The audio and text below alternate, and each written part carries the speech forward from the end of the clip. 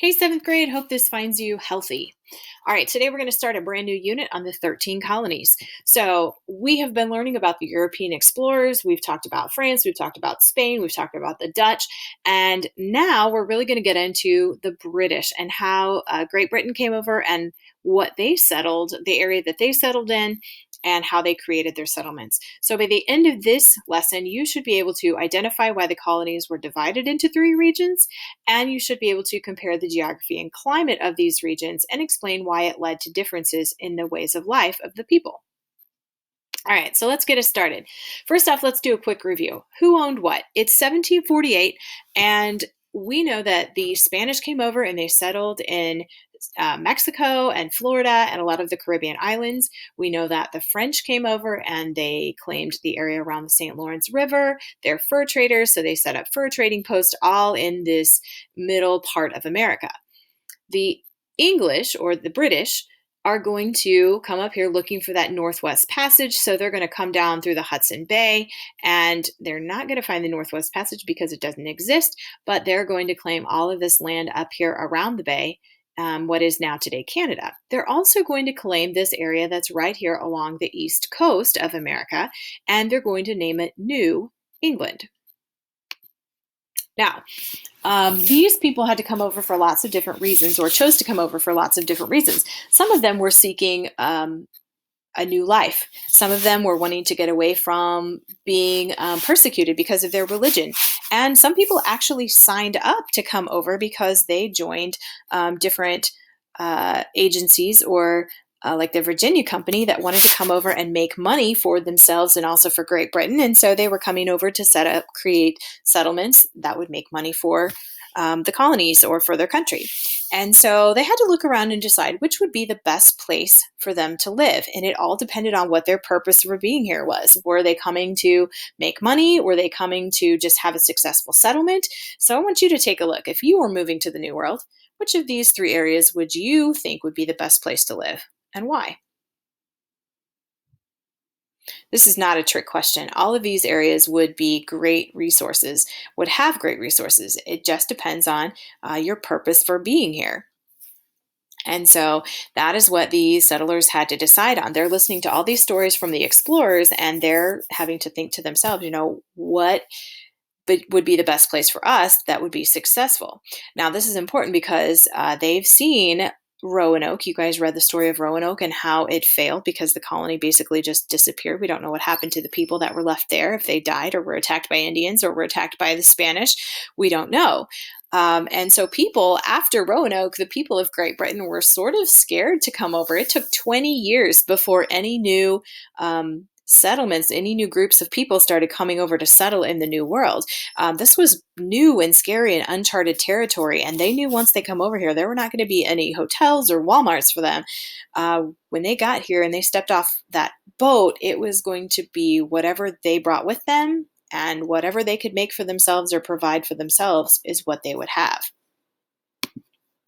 So today we're going to do a little storytelling, we're going to do a little bit of reading, and we're going to learn a lot about the geography of the colonies.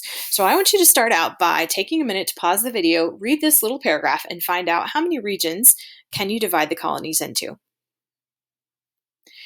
If you said 3, you are correct. The New England, the Middle, and the Southern colonies. We're going to begin by looking at this map over on the right side. So it's color-coded based on the states that were part of these territories. So the yellow is going to be the New England colonies. This is far north up towards Canada. The purple will be the middle colonies, so New York, Pennsylvania, New Jersey, and Delaware. And then the southern colonies are going to be shaded in green. We're going to begin by looking at the geography of New England. So I want you to take a minute, again, pause the video, read this paragraph, and find out, why did crops not grow well in this region?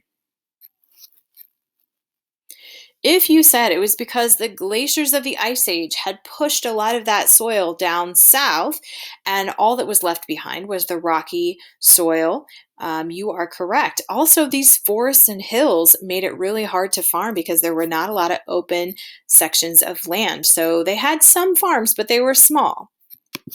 Next, I want you to find out, if they couldn't be farmers, what other natural resources did they use to make a living? If you said they cut down trees and they used fishing and whaling as another resource, you are correct. Lastly, I want you to find a sentence that describes the climate. Now, if you said that the summers were warm, but the winters were long and cold, you are correct. So, when we look at New England, we notice that it has a lot of coastline. So, one of the things that was going to be a huge natural resource for the New England colonies was the fishing and whaling and the shipping. Because it was right there, you could create port towns. And so, lots of people made a living with fishing and shipping. Something else you're going to notice about this region, it was very mountainous. So when you take a look at this map over here, you notice that the White Mountains, the Green Mountains, the Adirondack Mountains, and the Catskill Mountains were all part of this region. And because it was so mountainous, a natural resource was trees. So trees are going to play a big part in this particular region as far as using it for building ships and other construction. Other natural resources, though, that came with this territory were things like iron, rum, and timber. Of course, we see all the trees, so timber is going to be a huge benefit. Fishing and furs was actually fur trading was popular. We know the French were fur traders, but when the British came over, they also set up trading posts and traded with the natives as well. Now, because of that harsh winters, they were long winters, farming was difficult, but that did not mean they didn't have any farms. The colonists still had to grow their own food and take care of their families. Again, there are no Walmarts or grocery stores. So what you're going to find in New England is that because they are going to still have warm summers, they're going to be able to grow crops, just not large plantations. They're going to have small farms, they're going to grow gardens, but it's more just enough to take care of themselves and their families and maybe a little left over to trade, but nothing like mass producing of goods. If you visit New England today, you're going to notice again one of their greatest natural resources is the beautiful trees, especially in the fall. They have beautiful fall foliage. Other things that they benefit from is tourism. So people love to come and enjoy the coast. They see the beautiful lighthouses, things like that. Tourism, again, is big. So my family and I went to Boston and did some of the historical tours where you learn a lot about the history of Boston. And of course, there's a quick picture of my son as he's learning more about some of the British soldiers and the Revolutionary War times. And then, of course, because of all those mountain ranges, skiing is a popular pastime. All right, now as we get into the middle colonies, you are going to, again, stop the video, read this paragraph, and find out why were the middle colonies better for farming. If you said it was because the soil was rich and deep, that they had a longer growing season, there was lots more sun and lots more rain in this region, you are exactly right. And farming was so good in this region that they actually became known as the breadbasket colony because they produced the most wheat, corn, and rye in their region. But that was not the only types of resources that were available in this region. They also, again, had fur traders that they used the land for fur trading.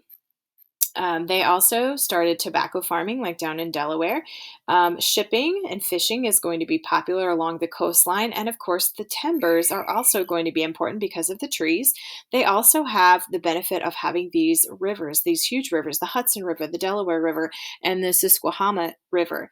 And they're going to ship a lot of their goods up and down these rivers from inland out to the coast so they can ship those goods across the ocean to Europe to make trades. All right, now moving on to the southern colonies. Southern colonies are going to be down here in green: Maryland, Virginia, North Carolina, South Carolina, and Georgia. What I want you to do is start by pausing the video and read and find out why were the southern colonies the best for farming. If you said it was because they had the richest soil and because they had the longest growing season since it was warm almost all year long, you are correct. The other thing about the southern colonies was it has the most diverse types of landforms of all of the colonies. So there's going to be a large part of the southern colonies that are considered coastal plains. Now, if you take a quick look at this, you're going to find out that this is not snow. This is actually sand. These are sand dunes. And this coastal plain was all along this outer bank, and it led right up to the beach. And so in South Carolina, particularly, there were lots of coastline, and these were nice, warm, sandy beaches. If you went to the beach up in New England, you're going to find kind of the rocky shores, and it's going to be colder because they don't have the really long summers. But down here in the South, they're going to have lots of beaches, and they're going to definitely use those. This is a quick picture of my son as we visited Charleston, South Carolina last summer, and we visited Folly Beach. Something interesting that I found when I was actually vacationing there was that there were lots of swamps. And these marshes and wetlands provide homes for lots of different animals, so hunting was going to be plentiful in this region as well as farming. Something else that was interesting, though, is in these marshes, you're going to notice, you have the marsh grasses, but then you also have these sections of channels of water, and these are actually deeper channels of water that ships and boats could actually sail up um, into inland to the different farms where they could pick up the goods and then take them and sail them back to the cities. So this is an example of like one of the boathouses at a plantation that we visited where they would have stacked the supplies and the goods in here after they had harvested them. So they would have had their bales of cotton and their tobacco, and they would have housed them in the boathouse until one of the ships came and picked up the goods and sailed it down across this channel or through this channel over into Charleston, which was a few miles away. This is an example of what one of the boats, they weren't huge ships, but they were definitely boats that could carry lots of people or products. Now, the other thing about the Southern colonies was that they used plantations, and plantations are just another name for a farm, but they had to have help on those farms. So these large farms were often many acres, hundreds of acres big, and they used them. They were flat territory, so it was great for farming. And they used the African slaves as the manpower to run those farms. They would often have a main house, which they called the big house, and then out back around that, they would have the slave quarters where the workers would live. And they would do all kinds of tasks, but mainly they used the African slaves as manpower on their farms because this was a time before tractors and other implements that harvested or planted the cotton and the indigo and tobacco. And so they would have to use the Africans as manpower. And so in this time in history is when the African slave trade really got big in America. Now, aside from that, when we look at the map and we look at the region, you have your coastal plain out here next to the ocean. Just inland from that, you're going to have your flat ground, which is where a lot of the plantations were at. And then if you go a little bit further inland, we have the mountains. So we have the Appalachian Mountains, the Blue Ridge Mountains, and in the southern colonies, we're going to call this the backcountry.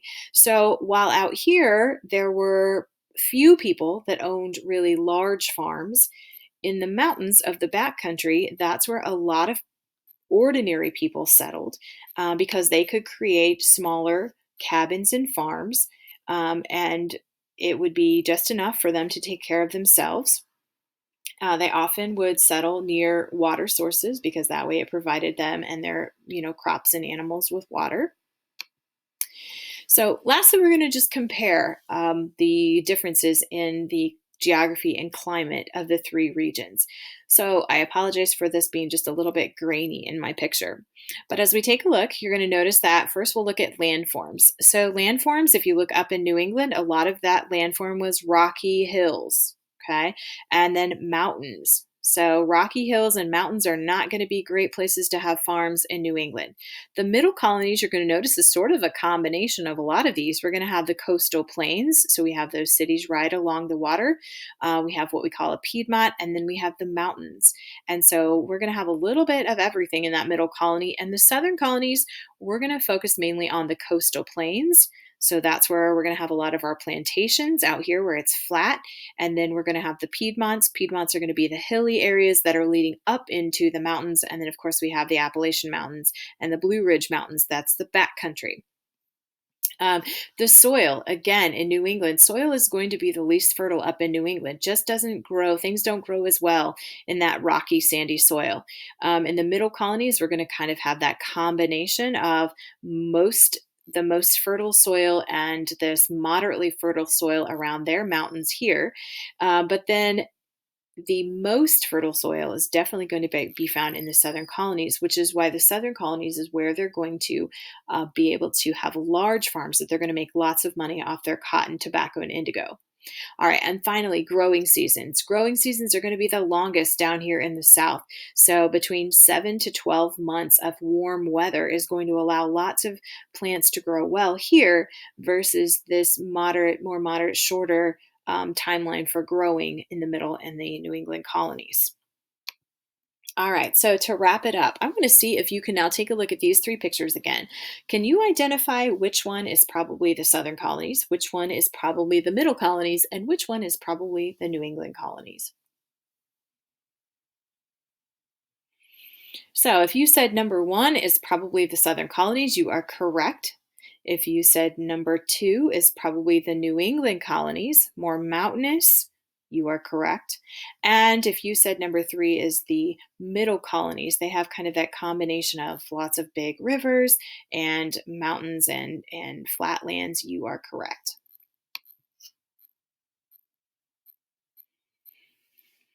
We are going to come back to this and learn little bit more, but hopefully you have had a chance to take a look at the regions and identify why these regions were separated um, into three colonies based on their geography and climate.